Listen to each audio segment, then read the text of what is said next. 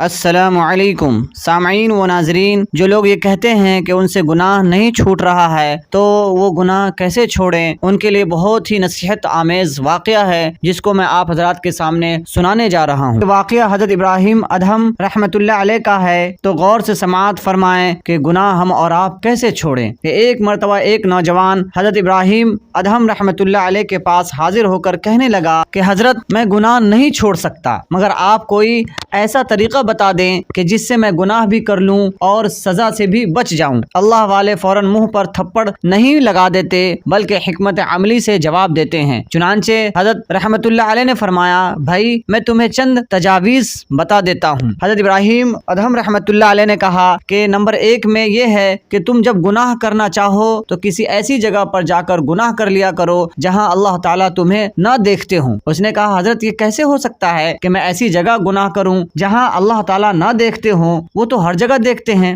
تو حضرت نے دوسری تجویز دی، فرمایا اچھا اگر یہ نہیں کر سکتے تو پھر اللہ تعالیٰ کا دیا ہوا رزق کھانا چھوڑ دو۔ جب تم سے پوچھا جائے تو کہنا کہ نہ میں نے تمہارا دیا ہوا رزق کھایا اور نہ ہی تمہاری بات کو مانا۔ اس نے کہا، میں یہ کیسے کر سکتا ہوں کہ اللہ تعالیٰ کا دیا ہوا رزق کھانا چھوڑ دوں؟ حضرت نے تیسری تجویز دی۔ حضرت فرمانے لگے، اچھا ایک صورت اور بتاتا ہوں، زمین اور آسمان اللہ تعالیٰ کی سلطنت ہے، تم اس کی سلطنت سے باہر نکل کر گناہ کر لیا کرو۔ اس نے کہا، میں زمین اور آسمان سے باہر کیسے نکل سکتا ہوں؟ اللہ تعالیٰ تو فرماتے ہیں، یا معشر الجن والانس ان استطعتم، اے جنوں اور انسانوں کی جماعت اگر تم استطاعت رکھتے ہو، ان تنفذوا من اقطار السماوات والارض فانفذوا، کہ تم زمین اور آسمان کے کنارے سے باہر نکل جاؤ تو باہر نکل کر دکھلاؤ۔ لا تنفذون الا بسلطان، نکلو گے تو کسی دلیل سے نکلو گے، اس لحاظ سے تو ہم گھڑے کی مچھلی ہیں، کدھر جائیں؟ تو حضرت نے چوتھی تجویز فرمائی، اچھا جب تمہاری موت کا وقت آ جائے تو ملک الموت سے کہنا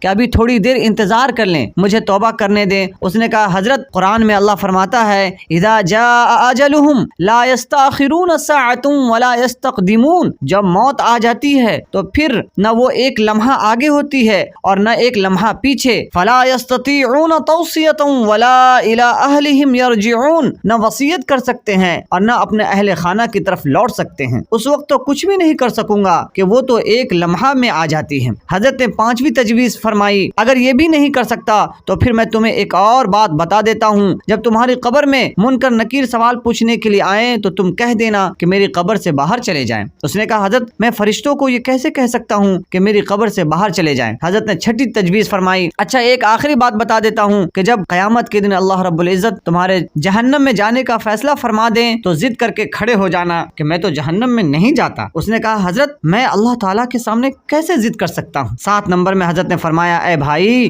جو سننے کے قابل ہے، ہم سب کے لیے اس میں نصیحت ہے۔ حضرت نے اسے کہا کہ اے بھائی جب تم ان میں سے کچھ بھی نہیں کر سکتا تو پھر تو اپنے پروردگار کی نافرمانی ہی کیوں کرتا ہے؟ واقعی ہم اپنے پروردگار کے عذاب کو برداشت نہیں کر سکتے، اس کے سامنے کھڑے ہونے کی طاقت نہیں رکھتے، لہذا ہمارے لیے سب سے بہتر راستہ یہ ہے کہ زندگی کے تمام گناہوں سے سچی توبہ کر لیں، اللہ رب العزت ہمارے گناہوں کو معاف فرما دیں گے۔